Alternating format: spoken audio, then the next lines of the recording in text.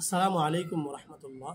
Digital এই যুগে দাওয়াতি কাজ ও ইসলামিক জ্ঞান ছড়িয়ে দেওয়ার জন্য সোশ্যাল মিডিয়া একটি শক্তিশালী মাধ্যম। এই ভিডিওতে আমরা দেখব এআই ব্যবহার করে কিভাবে ইসলামিক কন্টেন্ট তৈরি করা যায়। ধরুন আপনি ফেসবুক বা হোয়াটসঅ্যাপের জন্য কিছু ইসলামিক উক্তি চান, তাহলে আপনি এআইকে নির্দেশ দিন, যেমন ধৈর্য বা সবর সম্পর্কে কয়েকটি ইসলামিক উক্তি দাও যা সোশ্যাল মিডিয়ায় ব্যবহারযোগ্য। এবার আমরা এআই বা কৃত্রিম বুদ্ধিমত্তার সবচেয়ে জনপ্রিয় টুল চ্যাটজিপিটিতে যাব।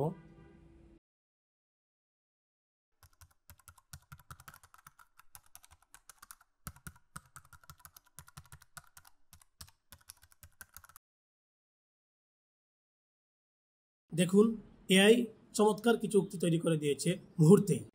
এখন আমরা এই উক্তি দিয়ে একটি পিকচার তৈরি করব। টেক্সট কপি করার পর আমরা ক্যানভাতে যাব। তারপর এখানে অনেকগুলো আইকন দেখতে পাচ্ছেন, social media, video, photo editor, presentation ইত্যাদি। আমরা বাকিগুলো পরে দেখব।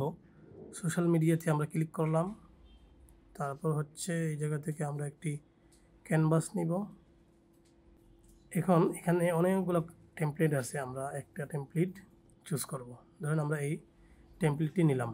তারপর এগুলো প্রত্যেকটা এডিটেবল। আমরা এখানে টেক্সট সিলেক্ট করে কপিকৃত টেক্সটটা পেস্ট করলাম। তারপর আমরা টেক্সটের ফন্ট চেঞ্জ করব।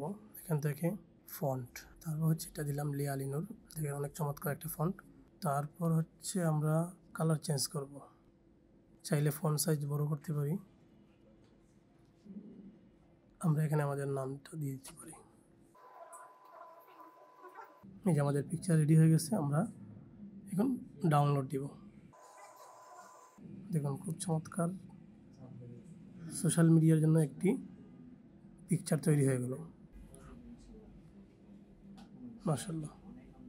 একইভাবে আপনি ইসলামিক ছোট ছোট গল্পের আইডিয়া, দোয়ার তালিকা অথবা ইসলামিক যে কোনো কন্টেন্ট তৈরি করে নিতে পারেন সহজেই।